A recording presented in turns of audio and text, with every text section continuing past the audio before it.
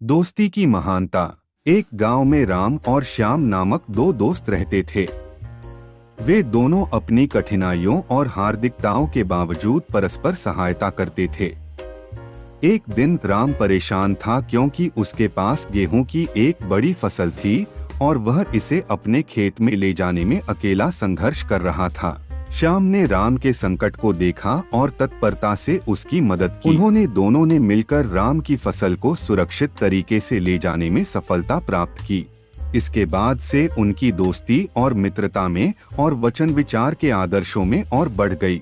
यह कहानी हमें दिखाती है कि एक सच्चे और निष्ठावान मित्रता की ताकत कितनी महान होती है, और अगर हम अपने दोस्तों को सहायता करेंगे तो हमें भी उनकी सहायता मिलेगी। नेकी का फल। एक गांव में एक संत रहते थे जिनका केवल एक लक्ष्य था, दूसरों की मदद करना।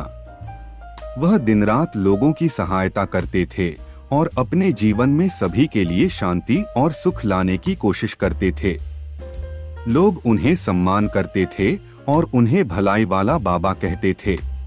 एक दिन भलाई वाला बाबा के पास एक गरीब युवक आया और उससे कुछ पैसे मांगे।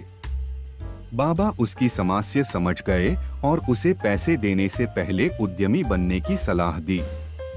युवक ने उसकी सलाह को अपनाया और काम करने लगा।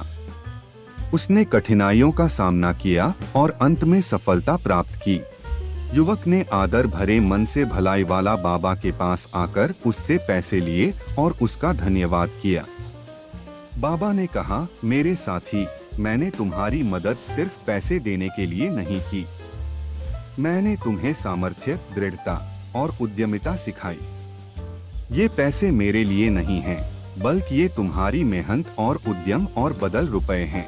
यह कहानी हमें ये सिखाती है कि एक नेकी का काम न केवल स्वयं को संतुष्ट करता है, बल्कि उसके बाद अच्छाई सुरक्षित होती है और उसके फल की भी प्राप्ति होती है।